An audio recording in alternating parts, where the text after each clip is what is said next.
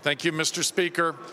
I want to start by thanking the appropriations staff in the House. I think they did a phenomenal job in trying to put together a very, very difficult budget. And why do I say they did a phenomenal job? Well, number one, the mission was to try to minimize some of the difficulties we're having. And the way that was accomplished was through a lot of conversation with agencies, with secretaries, and with providers. And while a 10% cut is better than a 20% cut for sure, we actually aren't even looking at a 10% cut in this budget when you look at some of the programs that we're looking to fund. And what I'm particularly relieved about is that in the final hours, we, Mr. Speaker, were able to find the critical areas that had immediate necessary issues to be dealt with, and we're directing the money in this budget to those issues. As an example, young adults who have graduated from high school and have intellectual disabilities. We have a tremendously long waiting list. Those issues will be addressed, and they'll be addressed immediately. And so I think this budget has been fairly prescriptive in its ability to deliver to the critical needs we currently have.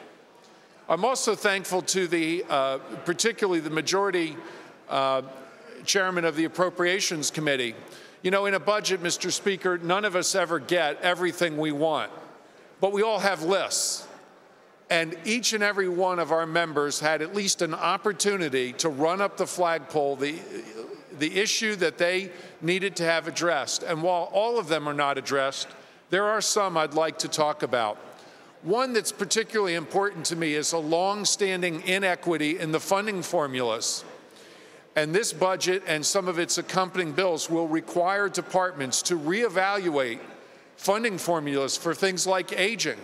And we know that some of Bucks County, as an example, some of our surrounding counties are not being treated fairly as they should be with respect to that funding formula and the distribution of the money. Mental health and retardation, alcoholism, all of those service areas will be addressed, and there's a deadline, January of 2013.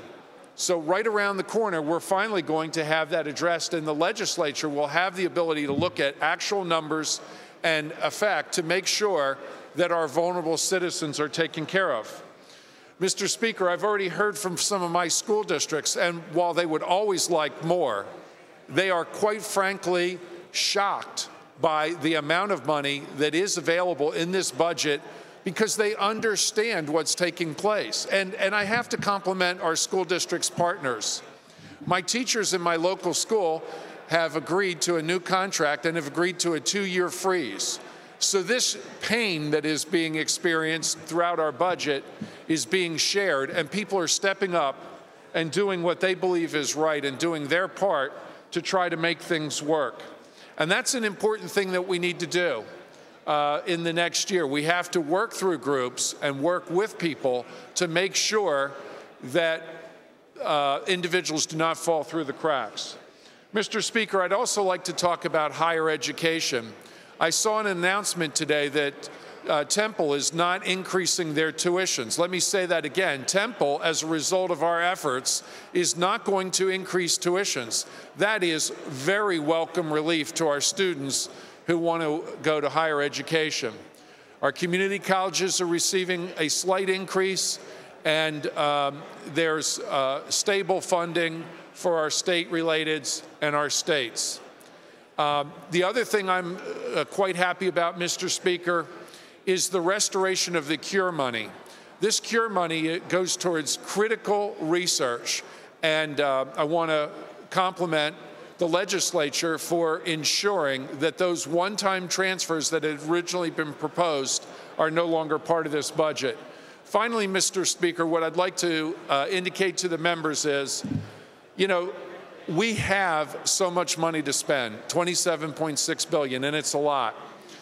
But what we have to do is understand that we've got to tighten our belts for another year or two get our house in order, deal with some of the issues that have been longstanding issues in an economic sense, and move forward. Thank you, Mr. Speaker.